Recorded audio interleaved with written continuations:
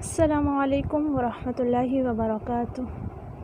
الحمدللہ نحمدہ ونستعینہ ونستغفرہ ونعوذ باللہ السمیع العلیم من الشیطان الرجیم، اما بعد۔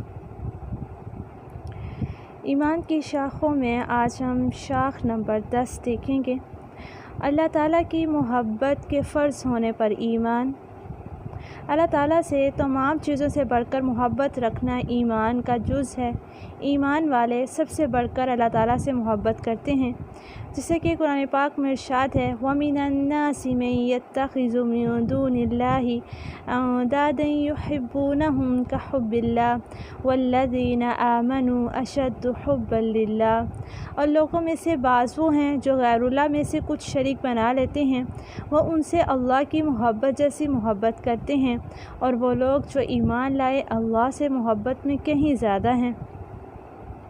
ایک اور مقام پر اللہ تعالیٰ کا ارشاد ہے کہہ دیجئے اگر تمہارے باپ اور تمہارے بیٹے اور تمہارے بھائی اور تمہاری بیویاں اور تمہارا خاندان اور وہ اموال جو تم نے کمائے ہیں اور وہ تجارت جس کے مندہ پڑ جانے سے تم ڈرتے ہو اور رہنے کے مکانات جنہیں تم پسند کرتے ہو، تمہیں اللہ اور اس کے رسول اور اس کی راہ میں جہاد کرنے سے زیادہ محبوب ہیں، تو انتظار کرو یہاں تک کہ اللہ اپنا حکم لے آئے، اور اللہ نافرمان لوگوں کو ہدایت نہیں دیتا۔ سورۃ توبہ کی آیت نمبر 24 ہے۔ اس آیت کریمہ میں بیان کردہ 8 چیزوں سے محبت کرنا انسان کی فطرت میں ہے، مگر ان کی محبت محدود ہونی چاہیے۔ اللہ تعالیٰ کی محبت ان سب اشیاء سے بڑھ کر ہونی چاہیے، ورنہ اللہ تعالیٰ کے عذاب کے نازل ہونے کا خدشہ ہے۔ اس کے برعکس جس شخص میں اللہ تعالیٰ اور اس کے رسول صلی اللہ علیہ وسلم کی محبت سب سے زیادہ ہو، وہ ایمان کی مٹھاس پا لیتا ہے۔ بخاری کی روایت 21 کے مطابق واضح رہے کہ جس شخص کو اللہ تعالیٰ سے محبت ہو تو وہ رسول کریم صلی اللہ علیہ وسلم کی اتباع کرتا ہے۔ جب مومن آپ صلی اللہ علیہ وسلم کے نقش قدم پر چلتا ہے تو اللہ تعالیٰ اس کے گناہ معاف کرتا ہے، جیسے کہ ارشاد ہے قُلْ إِن كُنتُمْ تُحِبُّونَ اللَّهَ فَاتَّبِعُونِي يُحْبِبْكُمُ اللَّهُ وَيَغْفِرْ لَكُمْ ذُنُوبَكُمْ وَاللَّهُ غَفُورٌ رَحِيمٌ۔ کہہ دیجئے اگر تم اللہ سے محبت کرتے ہو تو میری پیروی کرو، اللہ تم سے محبت کرے گا اور تمہیں تمہارے گناہ بخش دے گا، اور اللہ بے حد بخشنے والا نہایت مہربان ہے۔ شاخ نمبر 11 ہے اللہ تعالیٰ کے خوف کے واجب ہونے پر ایمان۔ خوف الہی کے بارے میں ارشاد باری تعالیٰ ہے فَلَا تَخَافُوهُمْ وَخَافُونِي إِن كُنتُم مُّؤْمِنِينَ، تو تم ان سے مت ڈرو اور مجھ سے ڈرو اگر تم مومن ہو۔ سورہ آل عمران کی آیت نمبر 175۔ اليوم يئس الذين كفروا من دينكم فلا تخشوهم واخشون، آج وہ لوگ جنہوں نے کفر کیا تمہارے دین سے مایوس ہو گئے تو تم ان سے نہ ڈرو اور مجھ سے ڈرو۔ سورہ المائدہ آیت نمبر 3۔ والذین یصلون ما امر اللہ بہ ان یوصل ویخشون ربهم ویخافون سوء الحساب، اور وہ جو اس چیز کو ملاتے ہیں جس کے متعلق اللہ نے حکم دیا ہے کہ اس سے ملایا جائے، اور اپنے رب سے ڈرتے ہیں اور برے حساب کا خوف رکھتے ہیں۔ سورہ رعد آیت نمبر 21۔ اللہ تعالیٰ کے عذاب سے بے خوف ہونا اللہ کے عذاب کو دعوت دیتا ہے، جس سے کہ اللہ تعالیٰ فرماتے ہیں أَفَأَمِنَ أَهْلُ الْقُرَىٰ أَن يَأْتِيَهُمْ بَأْسُنَا بَيَاتًا وَهُمْ نَائِمُونَ أَوَأَمِنَ أَهْلُ الْقُرَىٰ أَن يَأْتِيَهُمْ بَأْسُنَا ضُحًى وَهُمْ يَلْعَبُونَ أَفَأَمِنُوا مَكْرَ اللَّهِ فَلَا يَأْمَنُ مَكْرَ اللَّهِ إِلَّا الْقَوْمُ الْخَاسِرُونَ، تو کیا بستیوں والے بے خوف ہو گئے کہ ہمارا عذاب ان پر راتوں رات آ جائے اور وہ سوئے ہوئے ہوں، اور کیا بستیوں والے بے خوف ہو گئے کہ ہمارا عذاب ان پر دن چڑھے آ جائے اور وہ کھیل رہے ہوں؟ پھر کیا وہ اللہ کی تدبیر سے بے خوف ہو گئے ہیں؟ تو اللہ کی تدبیر سے بے خوف نہیں ہوتے مگر وہی لوگ جو خسارہ اٹھانے والے ہیں۔ اس کے برعکس اللہ تعالیٰ کا خوف رکھنے والے بہت بڑے انعام کے مستحق ہیں۔ وَلِمَنْ خَافَ مَقَامَ رَبِّهِ جَنَّتَانِ فَبِأَيِّ آلَاءِ رَبِّكُمَا تُكَذِّبَانِ ذَوَاتَا أَفْنَانٍ فَبِأَيِّ آلَاءِ رَبِّكُمَا تُكَذِّبَانِ فِيهِمَا عَيْنَانِ تَجْرِيَانِ فَبِأَيِّ آلَاءِ رَبِّكُمَا تُكَذِّبَانِ فِيهِمَا مِن كُلِّ فَاكِهَةٍ زَوْجَانِ فَبِأَيِّ آلَاءِ رَبِّكُمَا تُكَذِّبَانِ اور اس شخص کے لیے جو اپنے رب کے سامنے کھڑا ہونے سے ڈر گیا 2 جنتیں ہیں۔ تو تم دونوں اپنے رب کی نعمتوں میں سے کس کس کو جھٹلاؤ گے؟ دونوں بہت شاخوں والی ہیں۔ تو تم دونوں اپنے رب کی نعمتوں میں سے کس کس کو جھٹلاؤ گے؟ ان دونوں میں 2 چشمے ہیں جو بہہ رہے ہیں۔ تو تم دونوں اپنے رب کی نعمتوں میں سے کس کس کو جھٹلاؤ گے؟ ان دونوں میں ہر پھل کی 2 قسمیں ہیں۔ تو تم دونوں اپنے رب کی نعمتوں میں سے کس کس کو جھٹلاؤ گے؟ شاخ نمبر 12 ہے اللہ تعالیٰ کی رحمت کی امید اور اس سے حسن ظن رکھنے پر ایمان۔ ایمان والوں کے بارے میں اللہ تعالیٰ فرماتے ہیں یرجون رحمتہ ویخافون عذابہ ان عذاب ربک کان محذورا۔ سورہ بنی اسرائیل آیت نمبر 57۔ وہ اس کی رحمت کی امید رکھتے ہیں اور اس کے عذاب سے ڈرتے ہیں۔ بے شک آپ کے رب کا عذاب وہ ہے جس سے ڈرا جاتا ہے۔ حضرت انس بیان کرتے ہیں کہ انہوں نے اللہ کے رسول کو یہ فرماتے ہوئے سنا، اللہ تعالیٰ فرماتا ہے ابن آدم جب تک تو مجھے پکارتا رہے گا اور مجھ سے امیدیں وابستہ رکھے گا، تیرے اعمال جیسے بھی ہوں میں تجھے معاف کرتا رہوں گا اور مجھے تیرے گناہوں کی کوئی پرواہ نہیں۔ ابن آدم تیرے گناہ آسمان کی بلندیوں تک بھی پہنچ جائیں اور تو مجھ سے معافی مانگے تو میں تجھے معاف کروں گا۔ ابن آدم اگر تو اتنے گناہ کر کے آئے کہ روئے زمین بڑھ جائے تو میں تیری اتنی ہی مغفرت کر دوں گا بشرطے کہ تو نے شرک نہ کیا ہو۔ ترمذی کی روایت ہے 3540 نمبر پر۔ اللہ تعالیٰ کا ارشاد ہے قُلْ يَا عِبَادِيَ الَّذِينَ أَسْرَفُوا عَلَىٰ أَنفُسِهِمْ لَا تَقْنَطُوا مِن رَحْمَةِ اللَّهِ إِنَّ اللَّهَ يَغْفِرُ الذُّنُوبَ جَمِيعًا إِنَّهُ هُوَ الْغَفُورُ الرَّحِيمُ۔ کہہ دیجئے اے میرے بندوں جنہوں نے اپنی جانوں پر زیادتی کی، اللہ کی رحمت سے نا امید نہ ہو جاؤ، بے شک اللہ سب کے سب گناہ بخش دیتا ہے، بے شک وہی تو بے حد بخشنے والا نہایت رحم والا ہے۔ نبّئ عبادی انی انا الغفور الرحیم، میرے بندوں کو خبر دے دیجئے کہ بے شک میں ہی بے حد بخشنے والا نہایت رحم والا ہوں۔ پہلی آیات تھی سورہ زمر کی آیت نمبر 53 اور اب الحجر کی آیت نمبر 49۔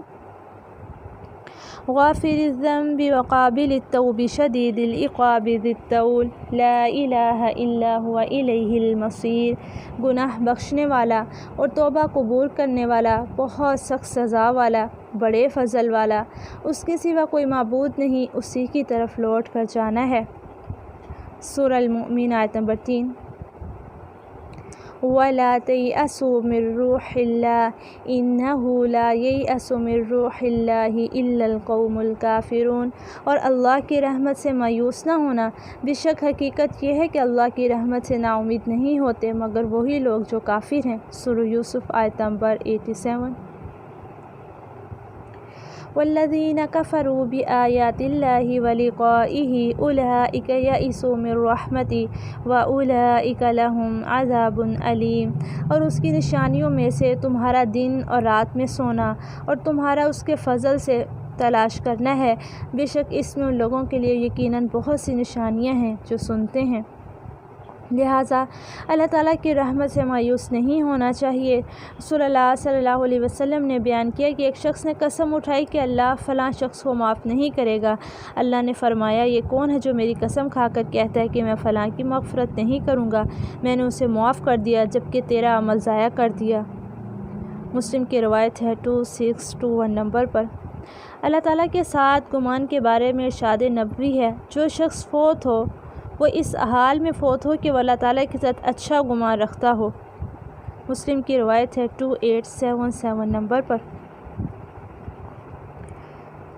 13ویں شاخ ہے اللہ تعالیٰ پر توکل کے واجب ہونے پر ایمان رکھنا۔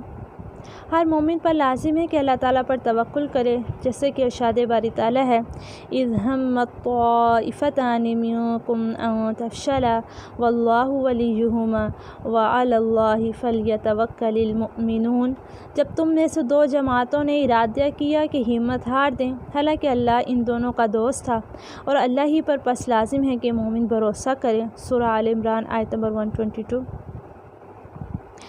اگر آپ کو کوئی بلائی پہنچے تو انہیں بری لگتی ہے، اور اگر آپ کو کوئی مصیبت پہنچے تو کہتے ہیں ہم نے تو پہلے ہی اپنا بچاؤ کر لیا تھا، اور اس حال میں پھرتے ہیں کہ وہ بہت خوش ہوتے ہیں۔ کہہ دیجیے ہمیں ہرگز کوئی نقصان نہ پہنچے گا مگر جو اللہ نے ہمارے لیے لکھ دیا وہی ہمارا مالک ہے اور اللہ ہی پر پس لازم ہے کہ ایمان والے بھروسہ کریں۔ سورۃ توبہ آیت نمبر 50 اور 51۔ نبی کریم صلی اللہ علیہ وسلم نے عبداللہ بن عباس سے فرمایا، یاد رکھیں ساری دنیا جمع ہو کر بھی آپ کو فائدہ پہنچانا چاہے تو وہ آپ کو کسی بات کا فائدہ اور نفع نہیں دے سکتی سوائے اس کے کہ جو اللہ نے آپ کے مقدر کر رکھا ہے، اور اگر سارے لوگ مل کر آپ کو نقصان پہنچانا چاہیں تو وہ آپ کا کچھ بھی نہیں بگاڑ سکتے سوائے اس نقصان کے جو اللہ نے آپ کے لیے مقدر کر رکھا ہو۔ قلم اٹھا لیے گئے اور صحیفے خشک ہو چکے۔ ترمذی کی روایت ہے 2516 نمبر پر۔ وَمَن يَتَوَكَّلْ عَلَى اللَّهِ فَهُوَ حَسْبُهُ إِنَّ اللَّهَ بَالِغُ أَمْرِهِ قَدْ جَعَلَ اللَّهُ لِكُلِّ شَيْءٍ قَدْرًا، اور جو کوئی اللہ پر بھروسہ کرے تو اسے کافی ہے، بے شک اللہ اپنے کام کو پورا کرنے والا ہے، یقیناً اللہ نے ہر چیز کے لیے ایک اندازہ مقرر کر رکھا ہے۔ واضح رہے کہ تدبیر کرنا توکل کے منافی نہیں۔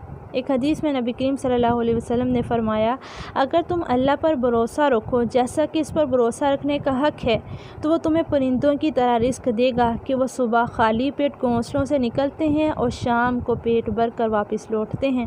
ابن ماجہ کی روایت ہے 4164 نمبر پر۔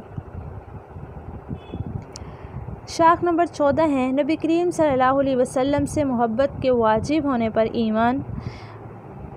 رسول اللہ صلی اللہ علیہ وسلم کا ارشاد ہے، قسم ہے اس ذات کی جس کے ہاتھ میں میری جان ہے، تم میں سے کوئی بھی ایماندار نہ ہوگا جب تک میں اس کے والد اور اولاد سے بڑھ کر اس کا محبوب نہ بن جاؤں۔ کامل مومن ہونے کے لیے نبی کریم صلی اللہ علیہ وسلم کو اپنی جان سے بھی زیادہ عزیز رکھنا ضروری ہے، جیسا کہ حضرت عمر رضی اللہ تعالیٰ عنہ سے نبی کریم صلی اللہ علیہ وسلم نے فرمایا تھا۔ بخاری کی روایت ہے 6632 نمبر پر۔ رسول کریم صلی اللہ علیہ وسلم سے محبت کرنے والا آخرت میں آپ کے ساتھ ہوگا۔ چنانچہ حضرت انس بیان کرتے ہیں، ایک شخص رسول اللہ کی خدمت میں حاضر ہوا اور عرض کی قیامت کب ہے؟ آپ نے فرمایا، آپ نے قیامت کے لیے کیا تیار کر رکھا ہے؟ اس نے عرض کیا، اللہ اور اس کے رسول کی محبت۔ آپ صلی اللہ علیہ وسلم نے فرمایا، فَأَنَّكَ مَعَ مَنْ أَحْبَبْتَ، بے شک آپ اسی کے ساتھ ہیں جس کے ساتھ آپ نے محبت کی۔ حضرت انس فرماتے ہیں، ہمیں اسلام لانے کے بعد کسی بات سے اتنی زیادہ مسرت نہ ہوئی جتنی نبی کریم صلی اللہ علیہ وسلم کے ارشاد، بے شک آپ اسی کے ساتھ ہیں جس کے ساتھ آپ نے محبت کی سے ہوئی۔ حضرت انس نے مزید کہا، میں اللہ اور اس کے رسول ابو بکر اور عمر سے محبت کرتا ہوں اور مجھے امید ہے کہ میں انہی کے ساتھ ہوں گا اگرچہ میں نے ان کے برابر اعمال نہیں کیے۔ مسلم کی روایت ہے 2639 نمبر پر۔ حضرت عبداللہ بن مسعود نے فرمایا کہ ایک شخص جناب رسول صلی اللہ علیہ وسلم کی خدمت میں حاضر ہوا اور عرض کی، آپ اس شخص کے بارے کیا فرماتے ہیں جو کسی قوم سے محبت تو کرتا ہے لیکن اس نے اتنے نیک عمل نہیں کیے جتنے انہوں نے کیے؟ فرمایا، المرء مع من احب، آدمی اسی کے ساتھ ہوگا جس کے ساتھ اس نے محبت کی۔ اللہ تعالیٰ اور اس کے رسول سے سب سے بڑھ کر محبت ایمان کی لذت کے حصول کا ذریعہ ہے۔ شاخ نمبر 15 ہے نبی کریم صلی اللہ علیہ وسلم کی تعظیم و احترام کے واجب ہونے پر ایمان۔ رسول اللہ صلی اللہ علیہ وسلم کا احترام اور توقیر کرنا لازم ہے، یہ ایمان والوں کا شیوہ ہے۔ فالذین آمنوا بہ وعزروہ ونصروہ واتبعوا النور الذی انزل معہ اولئک هم المفلحون، تو وہ لوگ جو آپ پر ایمان لائے اور آپ کو قوت دی اور آپ کی مدد کی اور اس نور کی پیروی کی جو آپ کے ساتھ اتارا گیا، وہی لوگ فلاح پانے والے ہیں۔ انا ارسلناک شاہدا ومبشرا ونذیرا لتؤمنوا باللہ ورسولہ وتعزروہ وتوقروہ وتسبحوہ بکرۃ واصیلا، بے شک ہم نے آپ کو گواہی دینے والا اور خوشخبری دینے والا اور ڈرانے والا بنا کر بھیجا ہے تاکہ تم اللہ اور اس کے رسول پر ایمان لاؤ اور آپ کی مدد کرو اور آپ کی تعظیم کرو اور دن کے شروع اور آخر میں اللہ کی تسبیح کرو۔ ایک اور مقام پر فرمایا، لا تجعلوا دعاء الرسول بینکم کدعاء بعضکم بعضا، رسول کے بلانے کو اپنے درمیان اس طرح نہ بنا لو جیسے تمہارے بعض کا بعض کو بلانا ہے۔ سورہ نور آیت نمبر 63۔ سورہ حجرات کی آیت نمبر 1 سے 5 تک ہے۔ اے لوگو جو ایمان لائے ہو، اللہ اور اس کے رسول سے آگے نہ بڑھو اور اللہ سے ڈرو، یقیناً سب کچھ سننے والا، سب کچھ جاننے والا ہے۔ اے لوگو جو ایمان لائے ہو، اپنی آواز نبی کی آواز کے اوپر بلند نہ کرو اور نہ بات کرنے میں آپ کے لیے آواز اونچی کرو، تمہارے باز کے لیے آواز اونچی کرنے کی طرح۔ ایسا نہ ہو کہ تمہارے اعمال برباد ہو جائیں اور تم شعور نہ رکھتے ہو۔ بے شک وہ لوگ جو اللہ کے رسول کے پاس اپنی آوازیں پست رکھتے ہیں، یہی لوگ ہیں جن کے دل اللہ نے تقویٰ کے لیے آزما لیے ہیں، ان کے لیے بخشش اور بہت بڑا اجر ہے۔ بے شک وہ لوگ جو آپ کو دیواروں کے باہر سے آوازیں دیتے ہیں، ان کے اکثر نہیں سمجھتے، اور اگر بے شک وہ صبر کرتے یہاں تک کہ آپ ان کی طرف نکلتے تو یقیناً ان کے لیے بہتر ہوتا، اور اللہ بے حد بخشنے والا، نہایت رحم والا ہے۔ باقی کی ہم اپنی نیکسٹ کلاس میں دیکھیں گے شاخیں۔ سبحانک اللہم و بحمدک، نشہد ان لا الہ الا انت، نستغفرک و نتوب الیک۔ السلام علیکم ورحمۃ اللہ وبرکاتہ۔